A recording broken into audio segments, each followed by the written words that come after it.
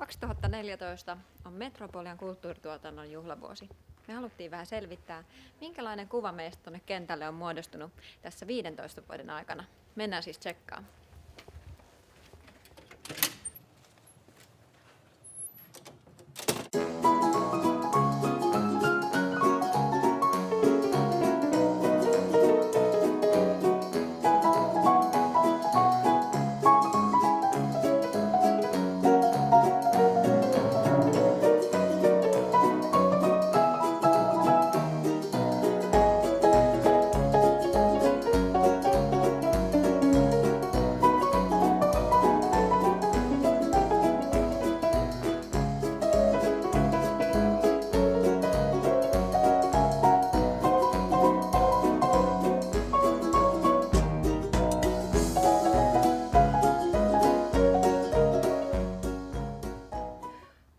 Mikä päivä.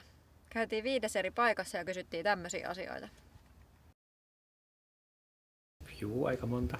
Aamuisin peilissä. Mä oon itse opiskellut kulttuuritoittajaksi, eli olen kyllä paljonkin kollegoita ja koulukavereita nähnyt. Myös myönnän nähneeni joskus kulttuurituotteen. Monipuolisuus ja ammattitaitoisuus. Työntekijä. Pääkaupunkiseudun innovaattori.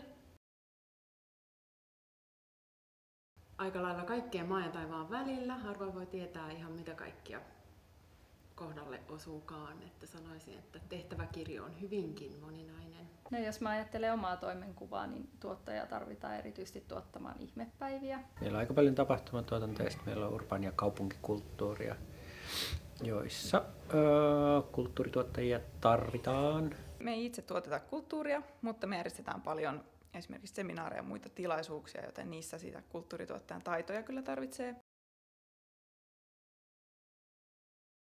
Tuottamisessa. Kokonaiskuvan hahmottamisessa. Pystyy tarttumaan pieniin asioihin, mutta pystyy myös näkemään isoja kokonaisuuksia.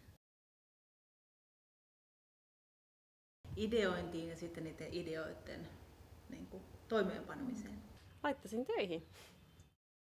Ja niin kuin näitte, meitä tarvitaan tosi monessa paikassa. Mä lähden nyt kruisaa, mun päivä on purkissa. Moi!